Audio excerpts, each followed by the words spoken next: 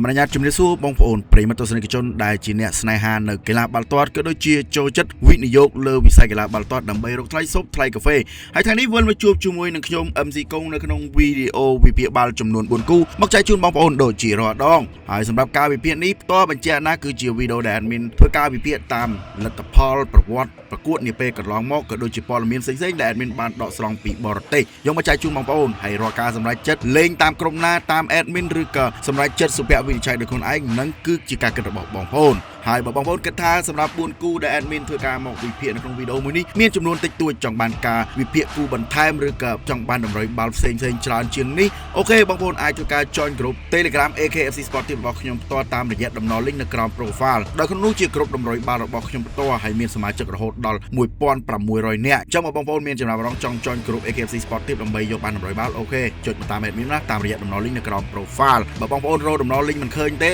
บองโอนไอมือตามวิดีโอได้แอดมินบางให้ในขนมวิดีโอมวยนี้ให้มือเป็นเตี้ยสำหรับบองโอนได้โจจัดวินิยกเลือวิสัยกีฬาดำไปไทยซบไทยกาแฟแต่บองโอนมันดังทารกเวทีการกำซันหน้าได้เมียนตุ่มนกจัดดังเมียนสวัสดิภาพโอเคขยมแอดมินกงสมรีคำมัน UFA คือชีวิตการกำซันรถทมจิงเกนในอาซีเพราะการดอปรา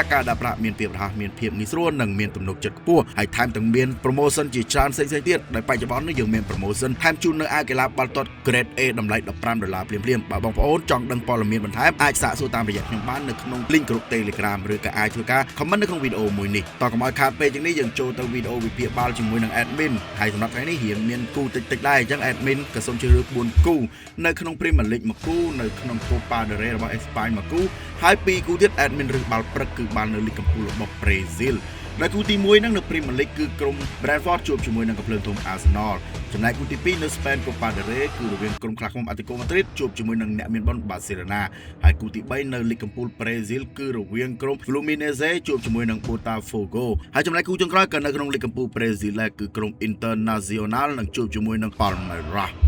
จังกำไอคาดไปเรียกต่อยังเตอร์วิเพียบาลกูที่มวยจมวยหนังแอดมิน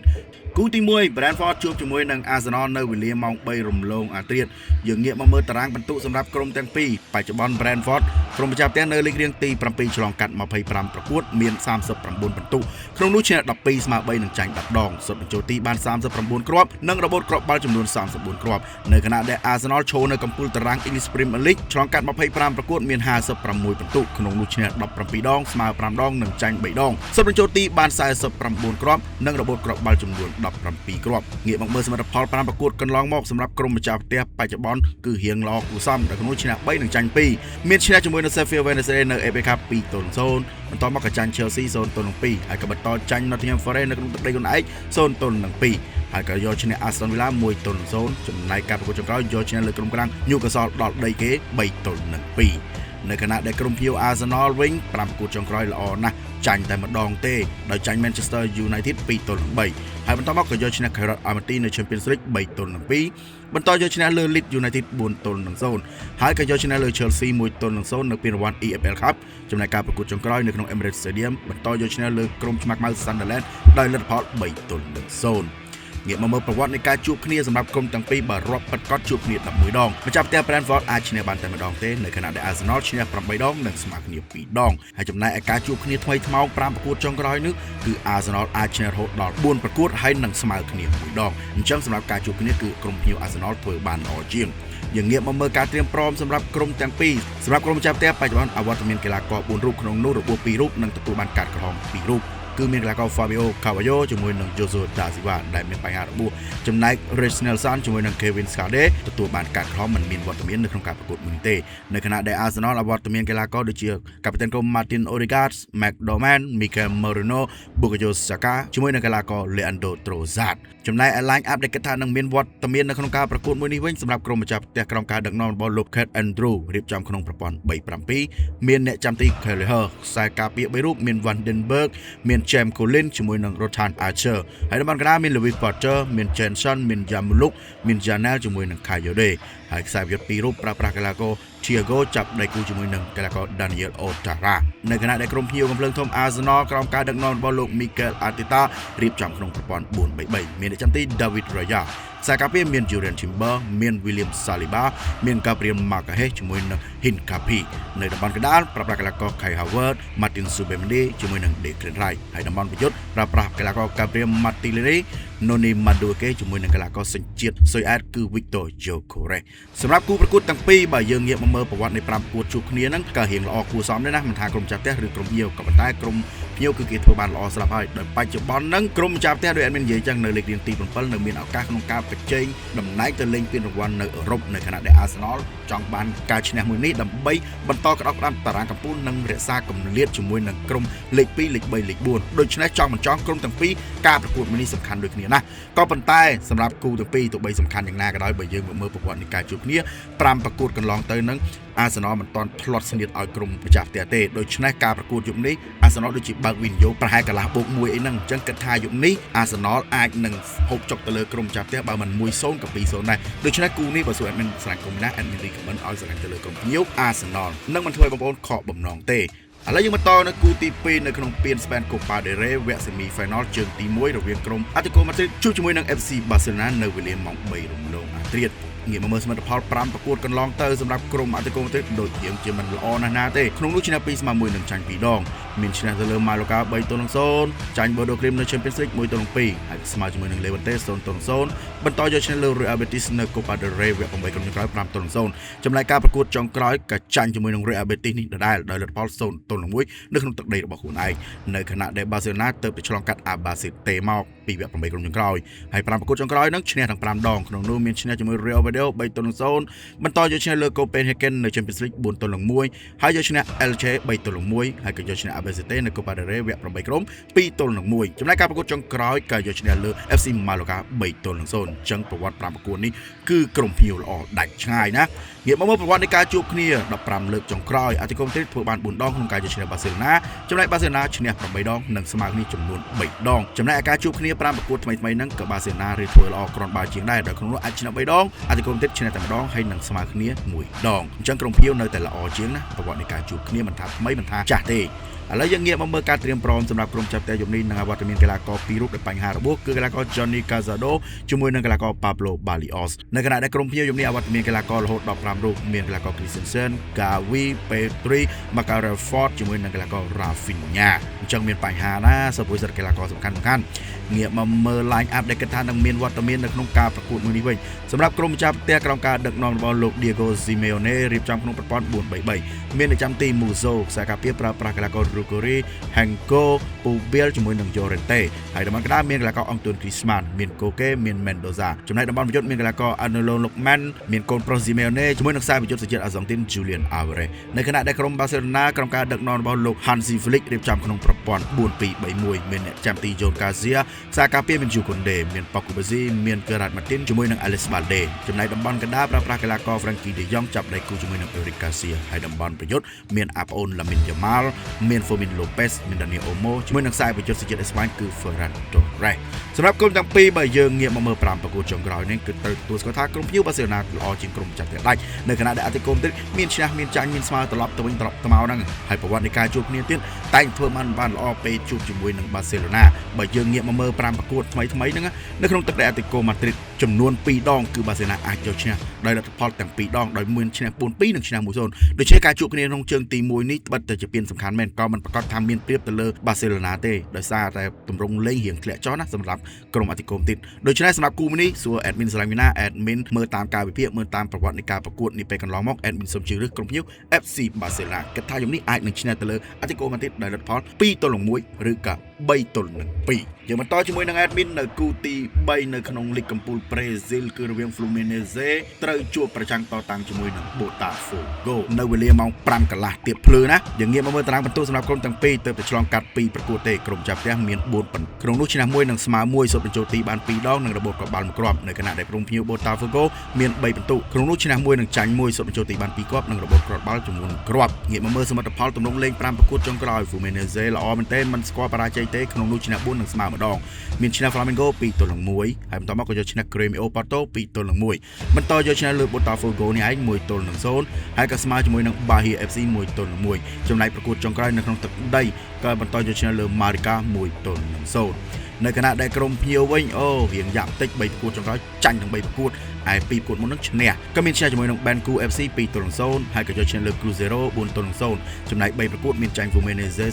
0-1ចាញ់ Grêmio Porto 3-5ហើយក៏បន្តចាញ់ Vasco da Gama 0-2ងាកមកមើលប្រវត្តិនៃការជួបគ្នាកន្លងមក15លើកចុងក្រោយ Fluminense ធ្វើបានតែ5ដងទេយកឈ្នះលើ Botafogo នៅខណៈដែល Botafogo ឈ្នះ9ដងនិងស្មើគ្នាចំនួន1ដងចំណែកការជួបគ្នាថ្មី5ដង Fluminense ដូចជារៀងស៊ីសងគ្នាណាស់ដោយសារក្រុមចាប់ផ្ទះឈ្នះ2ដងក្រុមភ្ញៀវឈ្នះ3ដងអញ្ចឹងมันមានជាលើសលេខគ្នាណាស់ប្រហែលទេតែបើមើលរូបភាពរួមក្រុមភ្ញៀវ Botafogo ល្អជាងងាកមកមើលការត្រៀមព្រមសម្រាប់ក្រុមទាំងពីរយប់នេះសម្រាប់ក្រុមចាប់ផ្ទះយប់នេះនឹងអវត្តមានកីឡាករ2រូបដោយបញ្ហារបួសគឺកីឡាករ German Cano ជាមួយនឹង Nonato នៅខណៈដែលក្រុមភ្ញៀវវិញរហូតដល់6រូបមានកីឡាករ Bastos Christopher Ramos Fernando Marcal Joaquin Correa Caio Mario Ponte ជាមួយនឹង Santiago Rodriguez អញ្ចឹងក្រុមភ្ញៀវមានបញ្ហាច្រើនជាងនៅក្នុងរឿងបញ្ហារបួសងាកមកមើល line up ដែលគិតថានឹងមានវត្តមានក្នុងការប្រកួតមួយនេះសម្រាប់ Fluminense រៀបចំក្នុងប្រព័ន្ធ 4-2-3-1 មានអ្នកចាំទី Fabio ខ្សែការពារមាន Arona មាន James មាន Ignacio ជាមួយនឹង Guga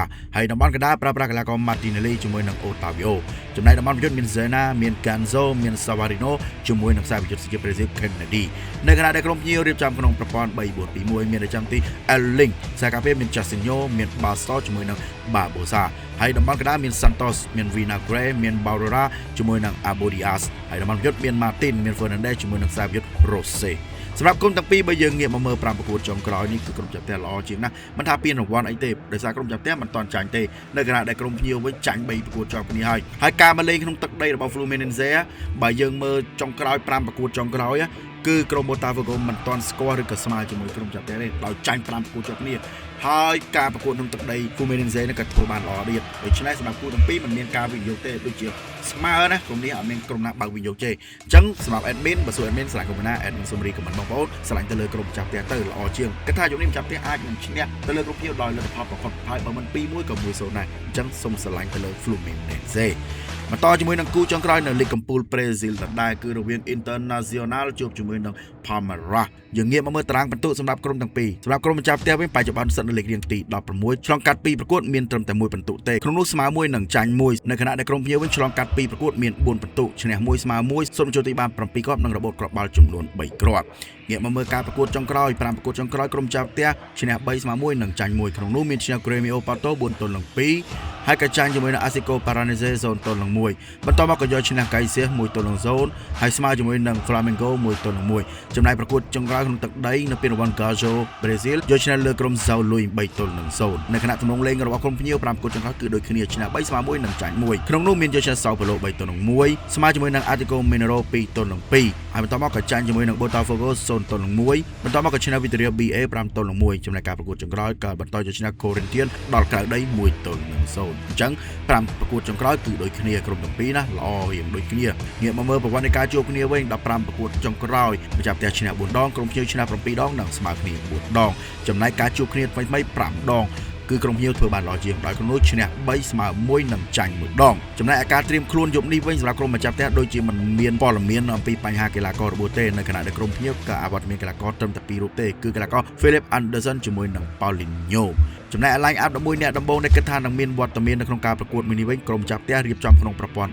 4-2-3-1 មានអ្នកចាំទី Anthony ខ្សែការពារ4រូបមាន Bernabei មាន Juninho មាន Torres ជាមួយនឹង Aguirre ហើយតំបន់កណ្ដាលមានកីឡាករ Maye ជាមួយនឹង Henrique ចំណែកតំបន់យុទ្ធមាន Tabata មាន Da Silva Victor ជាមួយខ្សែយុទ្ធ Alejandro នៅខណៈដែលក្រុមភ្ញៀវរៀបចំក្នុងប្រព័ន្ធ 4-4-2 មានអ្នកចាំទី Miguel ខ្សែការពារ4រូបមាន Kevin មាន Gomez មាន Coquera ជាមួយនឹង Piqueres ហើយតំបន់កណ្ដាលមាន Alan មាន Pereira មាន Freitas ជាមួយនឹង Mauricioចំណែកខ្សែយុទ្ធ2រូបប្រើប្រាស់កីឡាករ Lopez ចាប់ដៃគូជាមួយនឹង Vitor Roque សម្រាប់ក្រុមទាំងពីរមិនចង់វិភាគអីច្រើនទេដោយសារប្រវត្តិនៃការជួបគ្នានឹងគឺក្រុមភ្ញៀវតែងតែធ្វើបានល្អជាងក៏ប៉ុន្តែសមិទ្ធផល5ប្រកួតចុងក្រោយគឺល្អដូចគ្នាអញ្ចឹងរៀងពិបាកសម្រាប់ចិត្តតិចក៏ប៉ុន្តែបើឲ្យជឿឬបិទប្រកាសឲ្យរឿងខាងណាសូមរើក្រុមភ្ញៀវវិញដោយសារតែมันមានការបើកវិនិយោគទេហើយប្រវត្តិនៃការជួបគ្នាក៏តែងតែធ្វើបានល្អហើយកីឡាករយប់នេះក៏ពេញសាច់ទាំងពីរគូអញ្ចឹងគូនេះសូមរីកខមមិនបងប្អូនស្នេហាទៅលើក្រុមភ្ញៀវបានណាគិតថាយប់នេះប៉ាម៉ារ៉ាអាចឈ្នះទាំងប្រព័ន្ធផាយទៅហើយបើមិន 2-1 ក៏ 1-0 ទៅលើក្រុមម្ចាស់ផ្ទះគូនេះស្នេហាទៅលើក្រុម Palmeiras ឥឡូវនេះសម្រាប់4គូដែល admin បានធ្វើការជ្រើសរើសមកវិភាគនៅក្នុងវីដេអូមួយនេះក៏បានបិទបញ្ចប់ហើយពេលនេះ admin សូមមកសរុបម្ដងទៀតឲ្យបងប្អូនបានស្ដាប់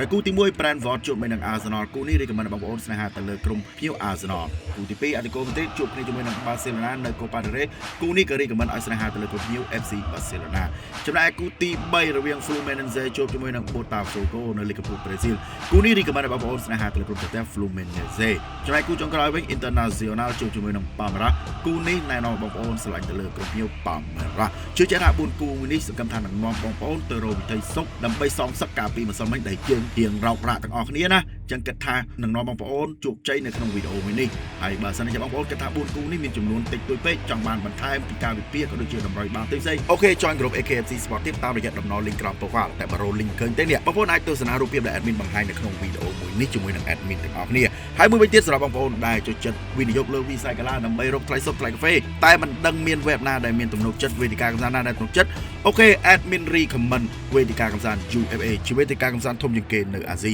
រកការដកប្រាក់ការដាក់ប្រាក់មានភាពរហ័សមានភាពងាយស្រួលនិងមានសេវាកម្មល្អ24ម៉ោងលើ24ម៉ោងបន្ថែមពីនេះយើងក៏មាន promotion ផ្សេងៗជាច្រើនដូចជា promotion តាមកៅអៅ grade A តម្លៃ$15ក៏ដូចជា promotion ប្រចាំសប្តាហ៍ promotion បង្វិលផ្សេងៗជាច្រើនទៀតរងចាំបងប្អូនចឹងបងប្អូនអាចចូលមកកម្សាន្តបានបើចង់ដឹងព័ត៌មានបន្ថែមអូខេចូលរួមគ្រប់ហើយឆាតមកសួរ admin បានណាហើយសម្រាប់វីដេអូវិភាគបាល់ចំនួន4គូនេះក៏ឈានដល់ទីបញ្ចប់ហើយជាចុងក្រោយ admin សូមឲ្យបងប្អូនផ្ដល់ជាកម្លាំងចិត្តឲ្យគ្រាន់ធ្វើការចុច like ចុច share ចុច subscribe ឬក៏ notification ហើយកុំភ្លេចទៅ follow តាមរយៈ page ផ្សេងហើយកុំភ្លេចជួយ follow page admin នៅក្នុងតាមបណ្ដាញសង្គម social ផ្សេងៗផងណាសូមអរគុណជម្រាបលាអ្នកទាំងអស់គ្នាជួបគ្នានៅក្នុងវីដេអូក្រោយបាយ